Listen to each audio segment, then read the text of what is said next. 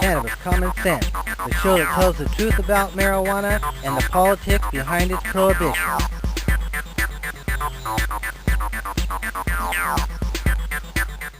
Hello and welcome to another exciting edition of Cannabis Common Sense. We've got another great show for you tonight. This is show 1160, and we've been doing this since October of 1996. A lot of things have changed, but we have a couple of great guests tonight. Caitlein Ryan and John Kingsbury, the directors of the Cannabis Alliance in Seattle. They have a march coming up this Saturday, the 27th, in Seattle that will go from the Capitol Hill area, a public park there, down to Westlake. They're going to be gathering at noon at the park and at Westlake Mall by 1 p.m. with speakers and music. So more information in the upcoming interview. And without further ado, let's bring on the infamous dancing cannabis leaves.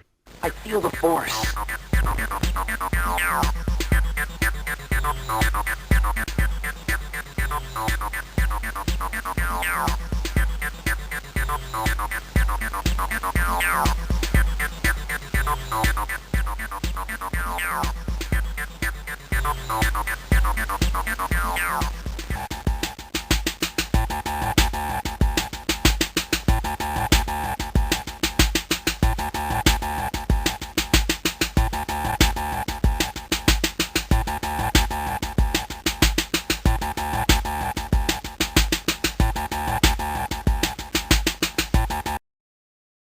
Our first story tonight is from Ohio. Voters will go to the polls this November to decide on a citizens-initiated measure that seeks to legalize and regulate the possession and home cultivation and retail sale of cannabis to those aged 21 and older. The Ohio Secretary of State's office announced last week that members of the Coalition to Regulate Marijuana Like Alcohol had collected the sufficient number of signatures from registered voters to place the statutory measure before voters this November. We can bring cannabis freedom to Ohio. If enacted, Ohio will become the 24th state to free the cannabis plant, and it'll be the 14th state to do so with a public vote. According to statewide polling compiled in July by the Suffolk University, nearly 6 in 10 Ohioans back adult-use cannabis legalization. However, political opponents are well aware that Ohio is a bellwether state. What happens in Ohio tends to have an oversized impact on national politics and attitudes. In short, the stakes could not be higher. Half of the U.S. population now resides in a jurisdiction where the adult use of cannabis is legal. Let's bring this to the 11 million plus citizens of the state of Ohio this November. We've already brought legalization to 3 more states this year: Delaware, Maryland, and Minnesota. This November, all eyes will be on Ohio. Let's show the nation that the time has come for cannabis freedom now. Also out of Ohio, from Bowling Green, Ohio, medical cannabis legalization is associated with reductions in the average cost of individual health care premiums. A team of researchers affiliated with the Bowling Green State University in Ohio and Illinois State University assessed the impact of state-specific medical cannabis legalization laws on individual health care premiums. Investigators compared trends in premium states with and without legalization over a period of 11 years. They reported that prices for the individual premiums fell in medical cannabis states as compared to the jurisdictions where marijuana is illegal by $1,600 per year per patient. The authors wrote, quote, initial concerns about medical cannabis legalization leading to increase in medical care costs, which would be reflected in higher insurance premiums, appear to be unfounded. Starting 7 years after medical cannabis legalization implementation, we estimate a sizable and statistically significant reduction in annual per enrollee premiums of about $1,600, end quote. The study's authors further estimated, quote, if medical cannabis laws were enacted nationally, conservatively, we expect to see a savings of at least $16.8 billion. Investigators concluded, quote, in this study, we provide evidence of a statistically significant reduction in individual market premiums starting 7 years after the implementation of medicinal cannabis laws. Because of the pooled nature of insurance, the lower premiums benefit cannabis users and non-users alike in medical cannabis states.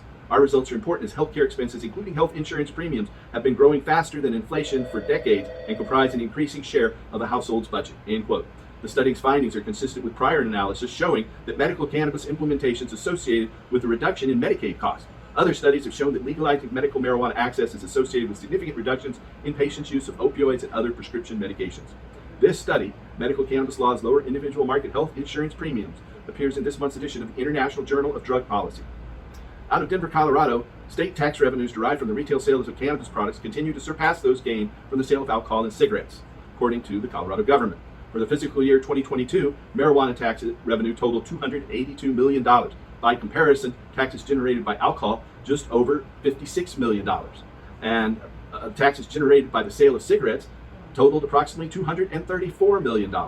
So marijuana sales amount to more than $50 million a year more taxes for the state of Colorado than tobacco.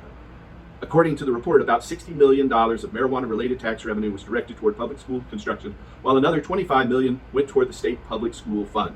The report excluded revenue generated from the imposition of locally imposed taxes, according to calculations provided earlier this year by the Marijuana Policy Project. And it should be noted that the Marijuana Policy Project is the group that funded marijuana legalization in the state of Colorado back in 2012. But they say that the tax revenues derived from licensed retail sales of adult use cannabis products in Colorado alone totaled approximately $3.8 billion in 2022. Since 2014, retail sales of adult use cannabis products in Colorado alone have generated $15.1 billion. The full text of this report, Marijuana Revenue in the State Budget, is available from the Colorado General Assembly. Out of Washington, D.C., 1/2 of all Americans ages 18 and older acknowledge having tried cannabis, according to survey data compiled by the Gallup organization. 50% of respondents said that they consume cannabis, up from approximately 1 in 3 Americans 2 decades ago. 17% of respondents identify themselves as current marijuana smokers, up 7% from a decade ago. These numbers are consistent with other surveys from gov.com that said 52% of Americans have tried marijuana at least once in their lifetimes. Prior polling by Gallup reports that 70% of Americans perceive marijuana smoking to be morally acceptable, and 68% say that its use should be legal for adults. Detailed poll results are available online from the Gallup organization. A new federal survey shows that 1 in 5 older adults have consumed cannabis in the past year. Approximately 20% of Americans between the ages of 50 and 60 acknowledge having consumed cannabis within the past 12 months, according to federally funded survey data compiled by the University of Michigan. According to the 2022 Monitoring the Future Panel Study Annual Report, 21% of 50-year-olds and 19% of 60-year-olds say that they consumed cannabis during the past year. Those are the highest percentages ever reported by the survey. It's not surprising that a rising percentage of adults consider cannabis to be a viable option in their later years. Many older adults struggle with pain, anxiety, restless sleep, and other conditions for which cannabis products often mitigate. Many other older adults are well aware of the litany of serious adverse side effects associated with available prescription drugs like opioids and sleep aids, and they perceive medical cannabis to be a practical and potentially safer alternative. Our last story tonight is from San Diego, California. A history of cannabis use within the past year is not associated with an increased risk of heart attack among middle-aged adults, according to data published in the American Journal of Cardiology. Investigators affiliated with the University of California at San Diego assessed the relationship between medical use and physician-diagnosed myocardial infarction in a nationally representative group of nearly 10,000 middle-aged subjects between the ages of 35 and 59. Compared to non-users, current consumers of cannabis, those who had used marijuana monthly for the past year, did not possess a higher risk of heart attack after researchers adjusted for potential co-founders like physical activity, body mass index, alcohol, and cigarette use. Those who reported consistent monthly cannabis use for the past decade also possessed no greater risk. By contrast, researchers did identify an increased risk among a portion of former consumers who had recently ceased using cannabis. Investigators called this latter finding unexpected.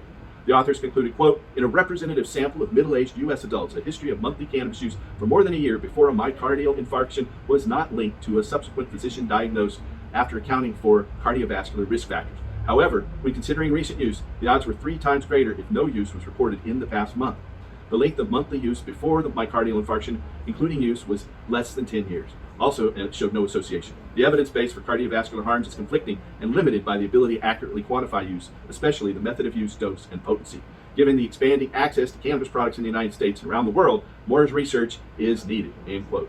Cannabinoids have long been known to influence cardiovascular function, though data regarding the degree of these effects are inconsistent. According to the results of a 2021 literature review of 67 studies published in the American Journal of Medicine, quote, marijuana itself does not appear to be independently associated with excessive cardiovascular risk factors, end quote. Although the authors did caution that, quote, it can be associated with other unhealthy behaviors, such as alcohol use and tobacco smoking, can be detrimental to cardiovascular health. This study, Associations Between Monthly Cannabis Use and Myocardial Infarction in Middle-Aged Adults, a national study from 2009 to 2018, appears in this month's edition of the American Journal of Cardiology. That's the end of our Hemp News segment tonight. If you or a loved one are looking for help with finding a doctor who can help you get a medical marijuana permit, we have a record of doctors all over the United States, so just give us a call at 503-235-4606. That's 503-235-4606. Here is our interview, and help us restore hemp. Good night. I'd like to welcome Caitlein Ryan and John Kingsbury from the Washington-based the Cannabis Alliance. And they have an event coming up this Sunday, a March for Home Grow in Seattle. And when I saw about that, I just figured I got to reach out to these guys and have them on the show. And Vivian McPeak recommended I do it as well. So welcome, Caitlein. Welcome, John. Thank you. Thank you so much for having us here.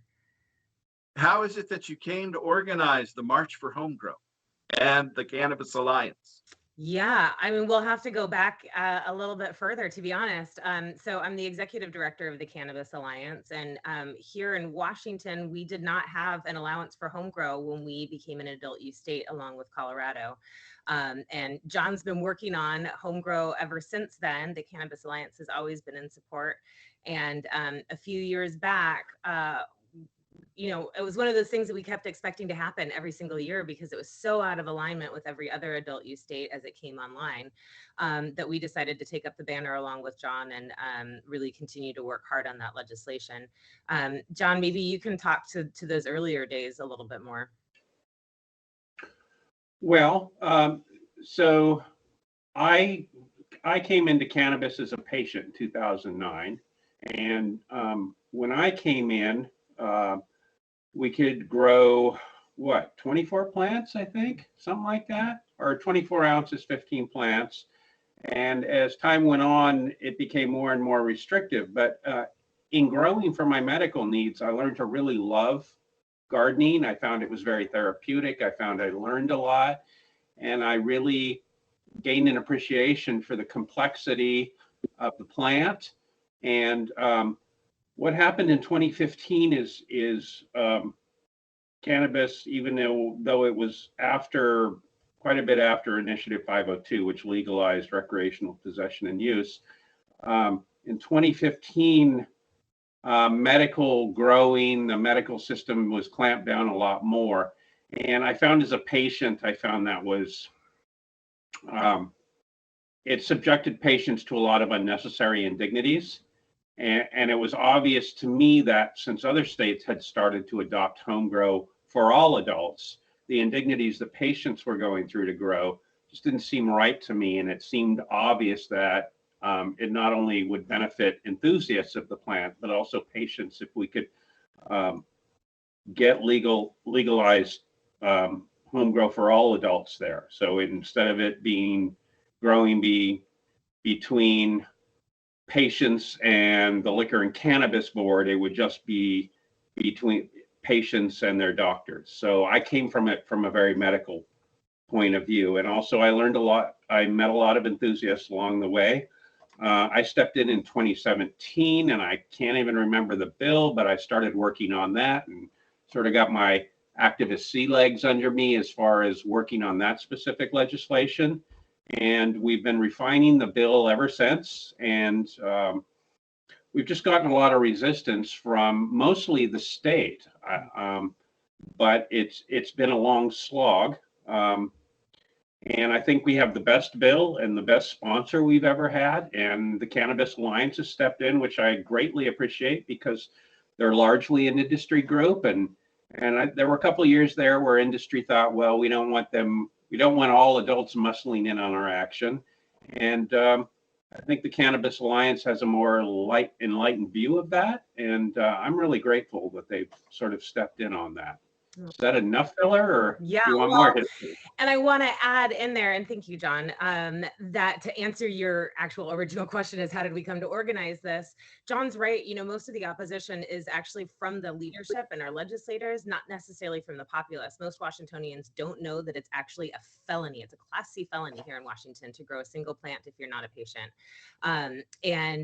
So the march is because we're sort of putting the legislature on notice that if they don't take this up themselves, we will get organized again and really bring the people to the legislature to let them know that their constituents don't believe that growing a plant should be a felony. Nobody should be going to prison for growing a single plant. So this march is in Seattle and it's on Sunday. What time does it start? Where does it start? And where does it go to? We're gathering at noon at Cal Anderson Park, and then we are headed down Pine Street. We're going to start marching at about 12:30 down to Westlake, which is, everybody knows, is where free speech happens in Seattle. And once we get down there, we're going to be hearing from a couple of speakers, people like Pete Holmes and Allison Holcomb from early days of sort of political support, as well as Vivian McPeak, who without his work, we wouldn't be here. We have a couple of bands that have been provided by the Hemp Fest folks. In general, again, we wouldn't be here without Hemp Fest, as well as some advocates from Normal, some patient advocates. John will be speaking, as well as Paula Sardinas, who works with folks around equity issues. I mentioned that it's a felony here in Washington State. We know that people of color are 5 times more likely to be arrested for home grow, and then 8 times more likely to be arrested and charged with a felony for doing the exact same activity as their white counterparts. We absolutely see this as an equity issue as well as a patient access issue. I see.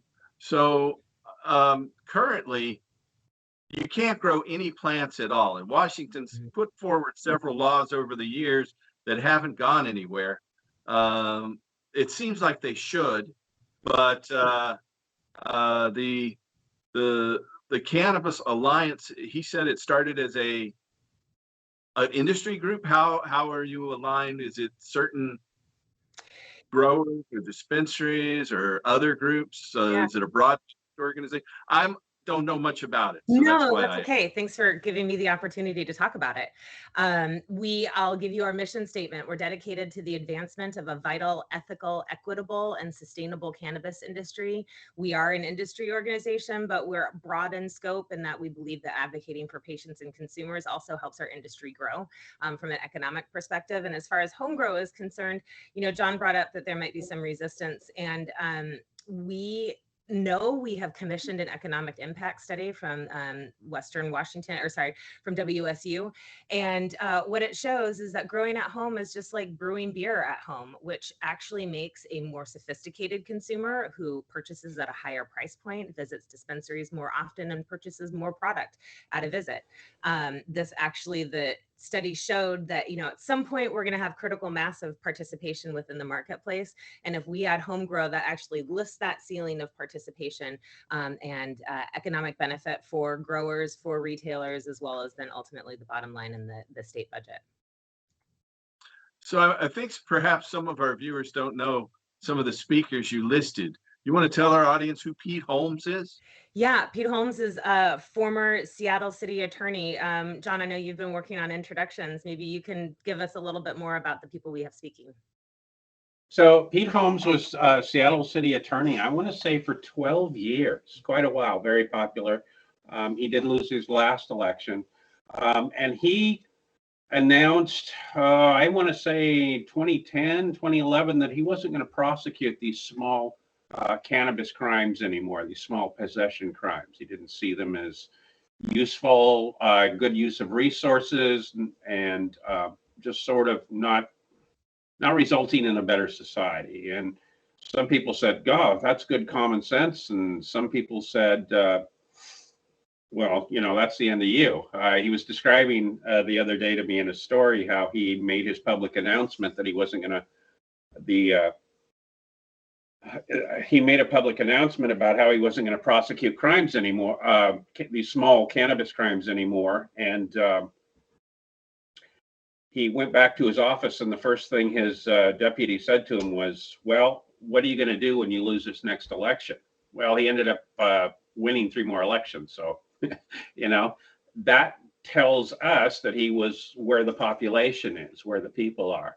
But he ended up joining with other people like Allison Holcomb and some others, and they decided they were going to put forward Initiative 502. So, I think it's great when a prosecutor who traditionally has a certain view of the world says, this is a bad use of resources to prosecute these crimes. And he actually rolled up his sleeves and went to work on helping pass the initiative for Washington State residents to legalize the use and possession of recreational cannabis for all adults.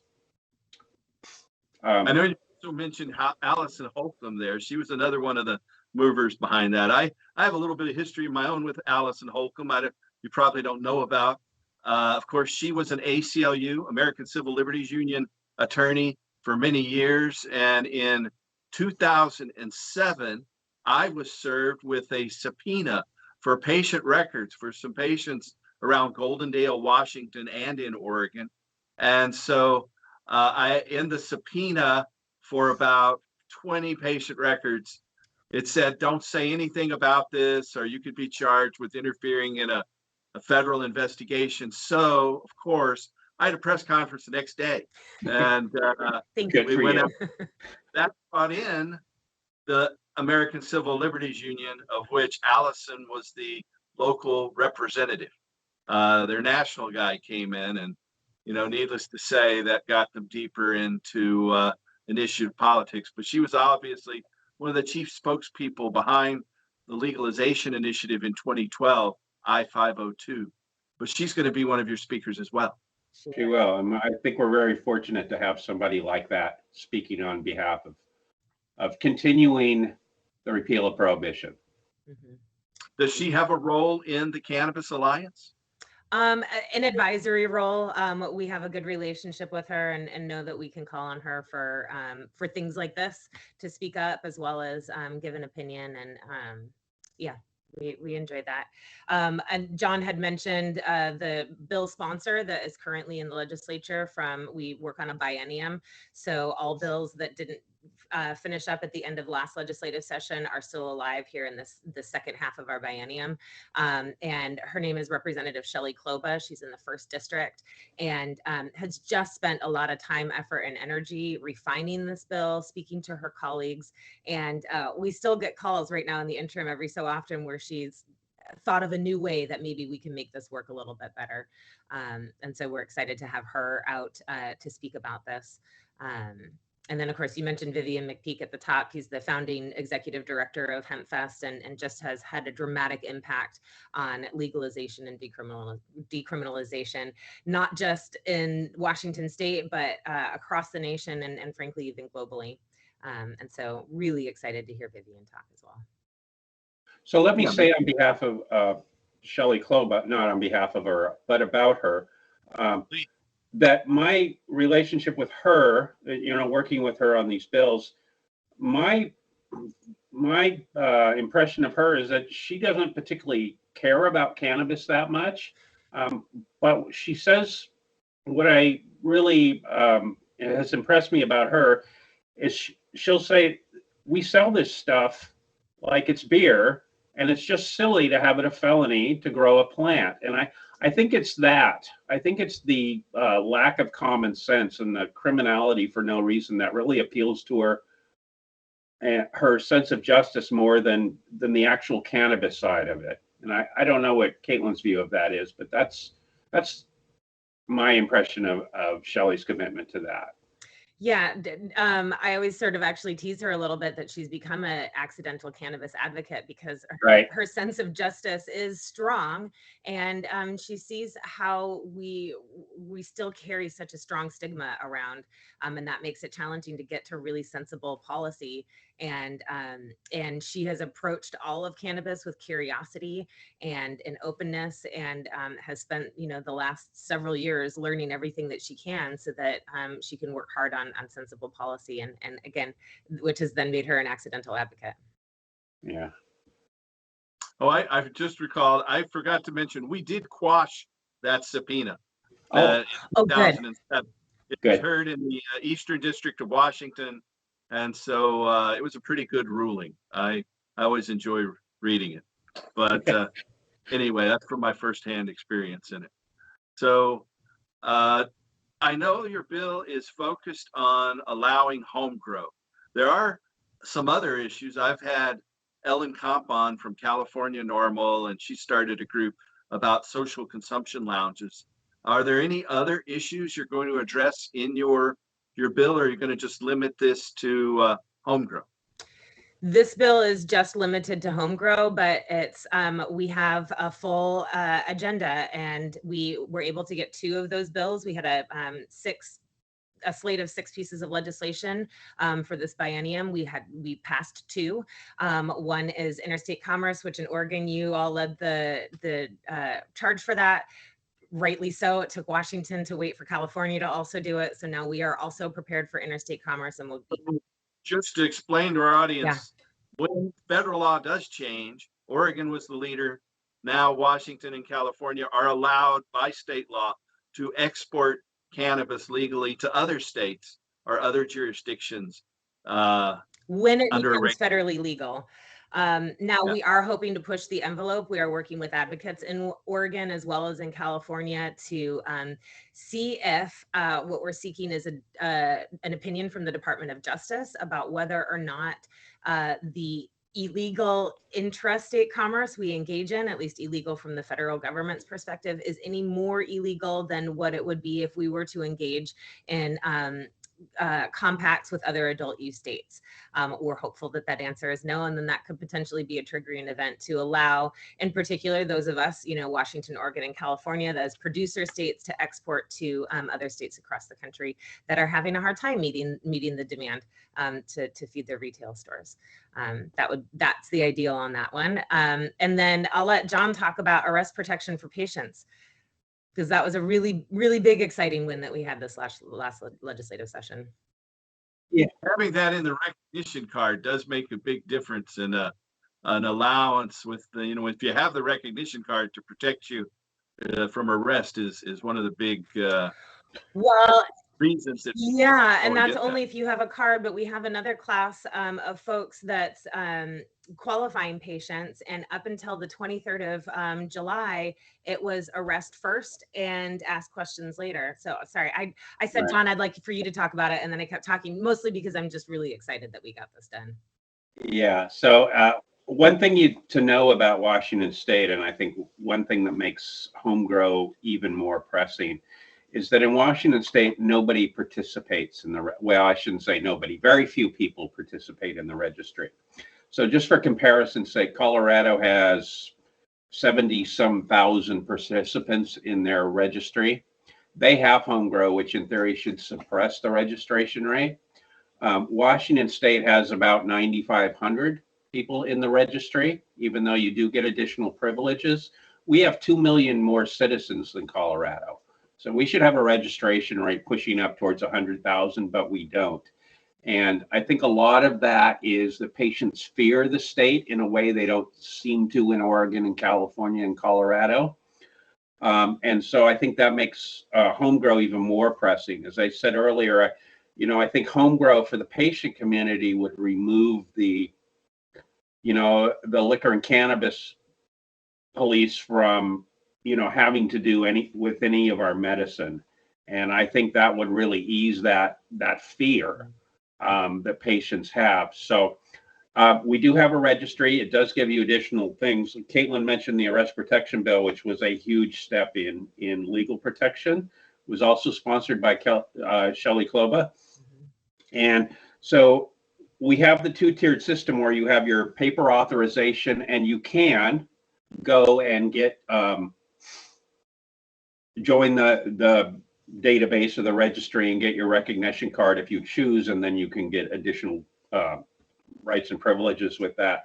Nobody does that, but what I discovered is that when you have your card, or when you have just the paper but don't join the registry, it's as Caitlein described, where it's arrest first, ask questions later. So patients who thought they were obeying the law, and in fact, we're obeying the law. We're having police come in because a neighbor complained, or an angry ex or something, and they would rip their garden down, and they would arrest them and really disrupt their lives. And more often than not, because they weren't committing a crime, they were never ultimately charged, or if they were, the charges were dropped. And that seemed like an unnecessarily cruel way to treat people who are, number one, chronically ill and have jumped through the hoops to demonstrate that, and also people who were not violating the law in any other way. So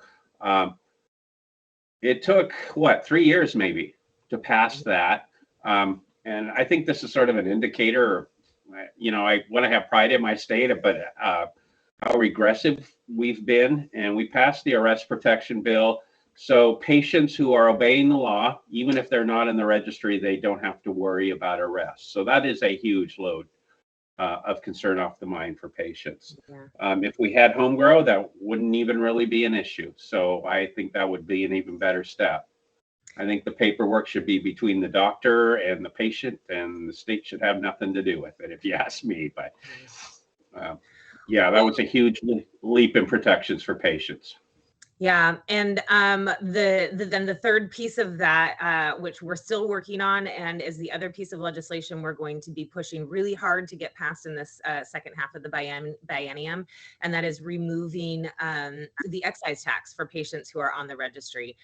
Washington has the highest excise tax by exponents out of any other state in the union at 37%, and then add municipal taxes on there, people are paying upwards of 42% tax, and we just don't believe that patients should be taxed like that on medicine. And so that's another one that we've been working on about the same amount of time as arrest protection.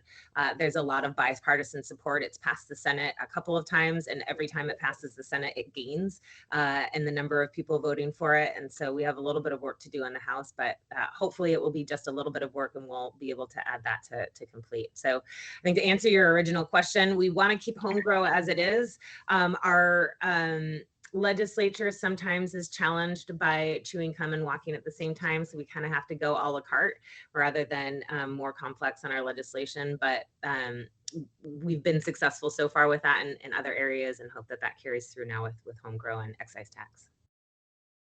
As you probably know, I helped patients across Washington State starting back in 1999. I first hired Dr. Thomas Orvald out of Yakima, and we started seeing patients across the state. I think we've helped over the years we have about 80,000 Washington patient records going way back. But these days we hardly see any, really. And under the law as it stands, patients have to come in and see the doctor in person at least once. And then if they qualify, they can have a compassionate care renewal where they can see the doctor via a telemedicine appointment.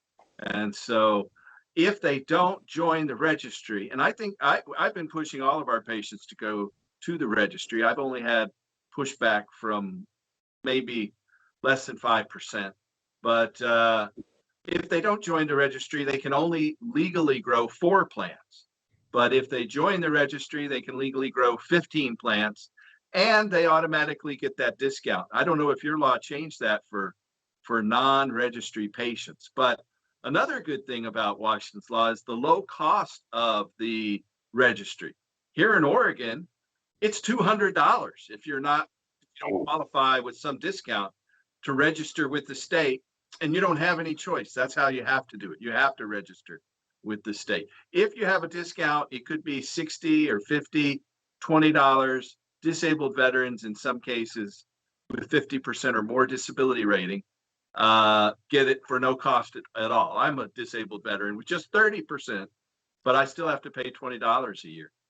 But the fact that Washington's card, the registration is just $1 with the Washington Cannabis and Liquor Control Group, I think, and it's the medical dispensaries usually tax some on there. I've heard as high as $20. Costs something to make those laminated cards and photos and everything, I know. So they've got to make something. But in starting to help patients back in the late 90s and early aughts, I found that I came to testify before courts as the custodian of medical records dozens and dozens of times in Washington. Compared to other jurisdictions, Washington just dwarfed the amount of patients that were pulled into court confrontations. A lot of it having to do with that designation as a affirmative defense, Right. In one case, I went to what I will call an old man. I'm no young spring chicken myself. I went to one old guy's case in Pasco, and about 5 times, and he just had 2 little tiny plants in his backyard. He could have had more, but I found there was a learning curve in Washington State where the bigger the county was, the sooner they realized they couldn't harass medical patients and arrest them anymore. The smaller the county was, the longer it took the police to kind of get over their obsession with busting and arresting us and stealing all our stuff. Of course, that's one of their biggest, motivations. In fact, here in Oregon, we found the police were seeing how much equity grows had in their home, and they would go after the ones that had equity in their homes because they had more resources. But that's another big problem with prohibition, is it leads to this, artificial environment and corruption with police, of course. Yeah. I just to echo what you said, when I was doing the social equity and home grow research I did, one thing that became very clear to me was what you said, which is it depended where you were, whether people were arrested or not.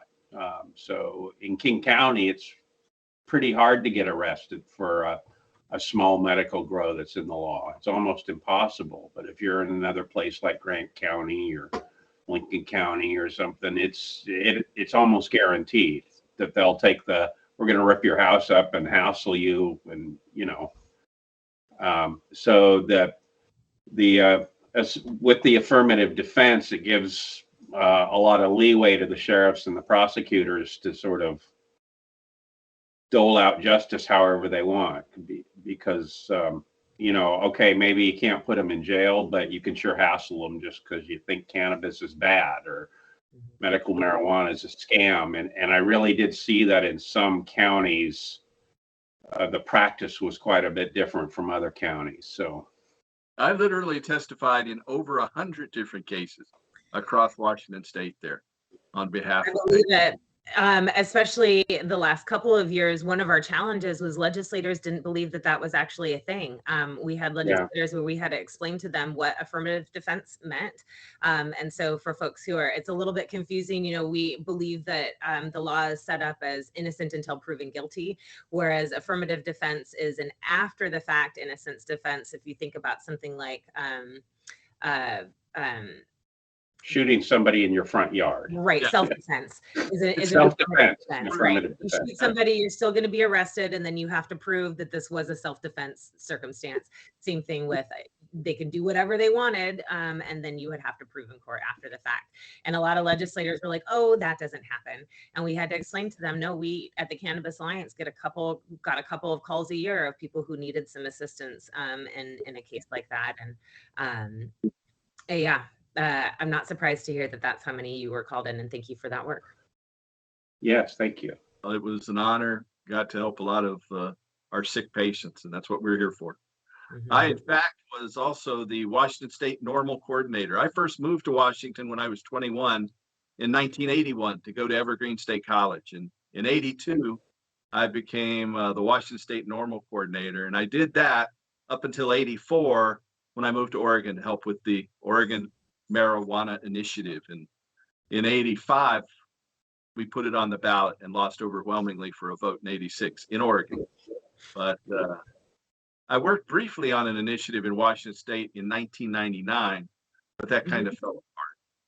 Another story. Yeah. So tell me more about the Cannabis Alliance, and how can patients reach out to the Cannabis Alliance? Yeah, you can find us on our website, which is the cannabisalliance.us, and you can reach out via email, email at thecannabisalliance.us. We have a patient caucus, which is a really lovely relationship in that because we serve such a broad tent, the Cannabis Alliance enjoys this great relationship with the patient caucus, which can sometimes act independently. If we're having some strife within the organization on how to move forward, we ran into this in particular around testing standards. We just got pesticide testing into place here in Washington State as of the first of this year. And so John is the head of our patient caucus, and he's able to sometimes do a little bit harder political pressure on things like our liquor and cannabis board in a way that protects us so that our political capital still spends pretty well with them, while also knowing that we're supporting a little bit of rougher handling when that's necessary. And patient issues aren't the only piece to this. We sort of see ourselves as a bridge from the advocacy that got us to where we're at now into the market that we all really wanted to see, which is one that takes individuals into consideration, that is equitable, that is working towards righting the wrongs of the war on drugs, both for patients and in particular people of color. We were behind vacating misdemeanors here in Washington State, nonviolent misdemeanors, and this home grow bill is, I think, a part of that work. Vacating felonies is a lot harder to do, so doing something like proactively changing this ridiculous law that's a felony here in Washington State is a part of the work that we do, as well as things like sustainability, reducing the thickness of our bags here in Washington. The regulation, it had us at 5 millimeters, which is really thick, and we got that reduced down to 3 millimeters, which took billions of waste out of landfills, as well as we had dosing cups there for a while, and making sure that we don't have to add that extra packaging in. And so I like to say that if you're at all interested in cannabis, we have a way to plug you in to doing some good work here in Washington. And then, of course, industry support. We do a lot of pass interference on the regulatory level for just good, sensible business practices. A really fun discussion to join. We have a happy hour on Tuesday afternoons at 4:30, and it's just some industry people, some patients, some just aficionados, and we get together and do the virtual version of the old circle. We're looking forward to getting back in person a little bit more often as people get more comfortable, but that's still a nice way to connect every single week. And you can find a link to that Zoom on our website, on our events page. But 4:30, you're 10 minutes late, right? Oh, I'm so sorry. 4 o'clock. I don't know why I said 4:30. 4 o'clock, and that gives everybody enough stoner time to get there by 4:30, by 4:20, right? Okay. Yeah. I just caught that. I'm going 4:30. Hold it. I'm glad you did, because that was bad information. My fault. We got it corrected. That's what counts. Yeah. So in terms of reaching out to patients, tell us more about your activities with that, if you've got something to talk about there. So as far as reaching out to patients, Caitlein already described this. There's sort of been a traditional separation between the patient community and the business community. And since the Alliance has given me this space to operate, some of that comes with infrastructure. I go into spaces, I'm able to go into spaces where patients operate. Maybe they're not operating in the regulated system, or, they're not as plain for people to see. They're not in obvious places. So I'll reach out to them there. I through mailing lists, through going into maybe unregulated dispensaries, things like that. But then we also have the infrastructure of the Cannabis Alliance, which has structures that reach out, mailing lists, chat rooms, social media, stuff like that. And what I try to do is I try to get people to come to meetings, and they can talk about the issues that are important to them, because patients are adults. They don't need to be talked down to and told what to do, and most of us are struggling on some level. So what I try to do, one thing I've done a lot of is I've done surveys where I've reached out and said, okay, what's important to you? And one of the things and this led to the arrest protection bill, was I went to a lot of places and got surveys out and got pretty good response. And I learn a lot that way, because I can go in and say, I think this is what's important and that's what's important. And when the surveys came back, they said a lot of people were afraid of their legal status, that arrest protection, that not being clearly protected, even if they were following the law. And that surprised me, because I thought excise tax would be at the top of the list, right? So it makes everybody smarter when you can actually gauge in numbers what's important to patients. And so part of what I've done in my activism is I've done outreach, tried to survey and get solid information from a broader part of the patient community, because obviously patients aren't a monolith, and use that to say, okay, if I have a certain amount of activism bandwidth, or the Alliance has a certain amount of activism bandwidth. How do we best utilize that? What's the best use of that bandwidth? And so I'm a big believer in outreach and surveys and solid numbers. And then when it comes to the solutions, the only way I know how to go about that is to get people into rooms, or mostly it's Zoom after the pandemic, and hash out the details and see if the rubber hits the road, how does this solution actually work? And can we change it to be more inclusive or get out some of the problems? So, you really can't avoid that hard work if you want to be effective. So does that kind of answer what you're asking? Yeah, that's a good answer. Okay. So yeah, I try to start with what's important to you, and then what's the solution, and how do we get there? And I think a lot of what we've done has come out of that. Pesticide testing, even though it was for all recreational products, was a huge concern for patients. Very important. Yeah. Well, and if I can sing John's praises, there is nobody more dogged and frankly more successful at making change here in Washington in a meaningful, lasting way.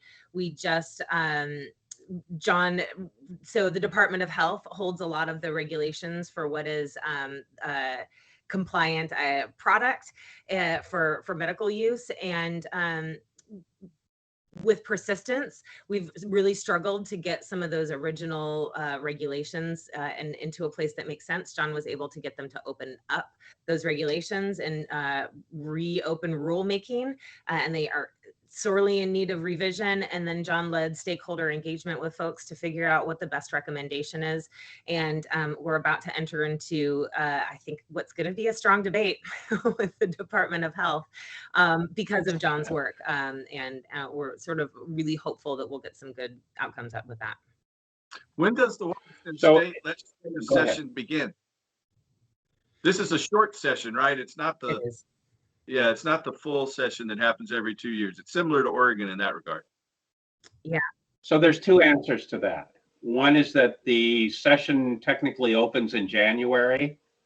The reality of it is that the work begins in September, at least. If you wait till January, you're too late. They've already got it. The agenda is set. Right. You got to hit the ground running in January, which was something I learned probably my first 2 years trying to work the legislature.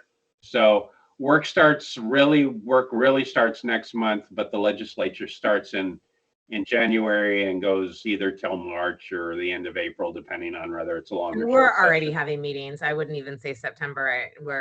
I think we've got a couple meetings a week, and that started about a week ago.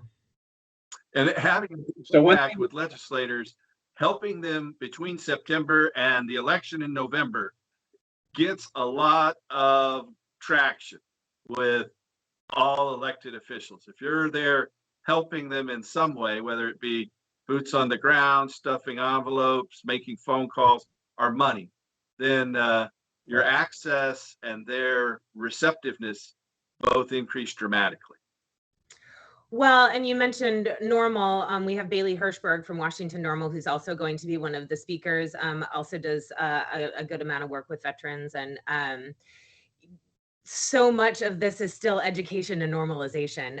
So in addition to supporting those candidates and folks that really are curious and want to know, honestly, just helping legislators not be ignorant is a huge part of that. And that takes time, and time they don't have when session is in full force. And so a lot of these meetings that we're having now are just getting some ear time to sort of explain the lay of the land. We still have legislators who are really confused about some things that seem pretty simple to us, but without that exposure and normalization, we won't be able to get the more complex things through the legislature. I think one of the best things you can do as an activist is try to establish yourself as a credible resource. Mm-hmm. So if you become high on the list of legislators when they have a question, that they call you and ask for information. And you may not necessarily push your agenda down their throat at that particular moment, but if they're calling you to get information, to be educated, that's a really nice place to be in. So establishing yourself as a credible resource is a really important part of activism, I think. And, I'm sure Caitlein is called a lot, Well, for So. our cable TV audience out there, they might not have picked up on it at first, is this coming Sunday. That's the 29th, isn't it? The 27th. 27th. 20. Thank you for correcting me there. Yeah. No problem. So this Sunday, the 27th, you'll be starting the march from at what time and where? Yeah, 27th noon at Cal Anderson Park, which is sort of in the Capitol Hill neighborhood. And then we're going to be marching down Pine Street to Westlake. As we've talked a lot about patients, we specifically chose that route. It's not a particularly long march and it is downhill. Tried to do our very best to keep mobility in mind as we are doing this. And so if mobility is an issue, we'd love to have you join us at Westlake at 1 o'clock. We're going to have some wonderful speakers as well as some music provided by the folks at HempFest. That is and good vibes. Downhill. You've got some steep hills there in Seattle. So it's not too scary of a downhill, so I will say that. I think it's for the most part a gentle one. Right. Did you want to say anything, John? No, no. I appreciate the notice and the time. Sure. Well, we want to get it out there. We'll have to do it one more time as we end the show. So another aspect of having a medical permit is the cooperative garden. And I have not seen a lot of our patients participate in the cooperative garden, but for the ones that have, it's been very successful. The advantage is that you can pool your resources and grow up to 60 plants as well. What has been your experience with cooperative gardens, John? So my experience with cooperative gardens, and I've audited them, so I don't ask for names, but you can get a list of the areas that they are. And in Washington State, declared cooperative gardens where patients follow the rules basically don't exist. I think there's 5 operating in the whole state right now. Everything you said is true. When you can combine resources and grow together and share a space and all that, it's a really good situation for patients. In my view, the cooperative gardens in Washington State were designed to deter participation, and they worked brilliantly in that way. Yeah. While there's probably 5 operating cooperative gardens statewide, I'm aware of far more than a dozen in Thurston County that are undeclared, that are populated by authorization holding patients. So one thing that I think we've experienced a lot of in Washington State, unfortunately, that we're trying to work our way out of, is that when we got some new legislation in 2015, while recreational adult use and possession was legalized, a lot of these medical necessities, the things that are unique about the medical market, were recriminalized. And unfortunately, I think patients have much more legal peril now than they had in 2010. And I think that when you look at how many patients are not going through the proper route to have cooperative gardens, as many patients as we have, I think that's a red alert that something's terribly wrong. But I agree, all of those advantages for patients in growing together should be easier to realize. So I'm critical of them, I guess, is to summarize your question. Well, the way they're regulated in Washington, you're critical of the way they're regulated in Washington. I'm critical of how they're structured and regulated in Washington. As an idea, I think they make perfect sense. Right. Are there any other topics we haven't touched on that we should go on to, Caitlein? Yeah, well, I'm going to come back around to that social consumption question that you mentioned, and then I think I ran away with some other legislation, but we have also been working on some social consumption legislation here in Washington State. We plan on probably introducing something here in the short session. It's unlikely that anything happens that's newly introduced in the short session, but we'd like to begin that conversation here. I believe Oregon is a little, you all have found some ways to manage this, but we have a lot of logistical issues beyond just the stigma and prohibition, but down to things like air quality and insurance. And, we have to sort of work our way through those, but we can't until we start that conversation, I think. And so we'd like to bring that around. But I think a good beginning would be banquet licenses, and at least allow people to throw special events. We have really restrictive regulations here in Washington State, which has made it really hard, on the industry side of things, for people to talk about their product and have the opportunity for people to sample their product. And we think that the banquet licenses would be a good way to start that. And that's something that we'll be adding into our legislative agenda here. And especially as some, like a lot of things that we keep talking about, and home grow being one of them. Washington is unfortunately out of step with a lot of other adult use states. And we appreciate states that are finding ways through these things so that we can sort of hold them up as an example and say, we don't have to be this afraid, Washington. We can forge forward a little bit. In Oregon, we are considering an initiative process, not for the 2024 ballot, but for the 2026 ballot. And so we'll see if we can't get the legislature to move before that in terms of social consumption lounges. Did you want to say something, John? Well, I think the way to understand Washington and why we don't have home grow and some of these, when 20 other states in Washington, D.C. have it is I think because we were first, we were very conservative. And then the other states that followed, but we can do this better. What Washington State has failed to do in terms of home grow, in terms of social consumption, in terms of the way we treat patients, I think is that we failed to learn from the other states. We started in a very conservative place, and then we've stayed there. And I think legalization has been too stagnant in Washington State. But that's how I understand why we're where we're at. So I think that's a good lens to understand why we haven't realized so many basic things, even though we started earlier. Well, it could be worse. You could be like New Jersey. They just became one of the 20th, 21st state, I think. We're up to 23 now, but they don't allow any cultivation, even by patients. Patients aren't allowed to home grow in New Jersey. So it's bad, but at least you're not in New Jersey. They say right. New York City too. Okay. Yeah. My understanding was the intent was for that to change, but I guess that's how we ended up where we're at, is the intent was for that to change, and 10 years later, here we are. Yep. Well, again, we have a march there in Seattle. It's going to be on Sunday, the 27th at noon is it Caswell Park in Capitol Hill? Cal Anderson. Cal Anderson Park. Yeah, if you were following protests in 2020 and you were familiar with sort of the top area here in Seattle, the free speech area, that was at Cal Anderson Park. I visited there. My daughter, in fact, lives in Capitol Hill. So okay, there you go. The gaming software industry. Pretty successful, I'm happy to say. But and then you'll be marching from noon at Cal Anderson Park on Capitol Hill in Seattle down to the Westlake Mall, which is right at the terminus of the light. What is that light rail? The monorail there, right?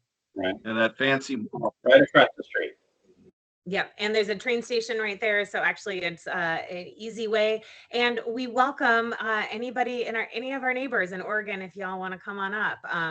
We always believe, especially with the Cannabis Alliance, that a rising tide lifts all boats, and we're always better together. And so, come on up. So it's the cannabisalliance.us. You got to put the word "the" in there. The cannabisalliance.us. Yes. Well, I'd like to thank Caitlein Ryan and John for coming on the show here. I really appreciate it. And keep working to restore hemp. Good night.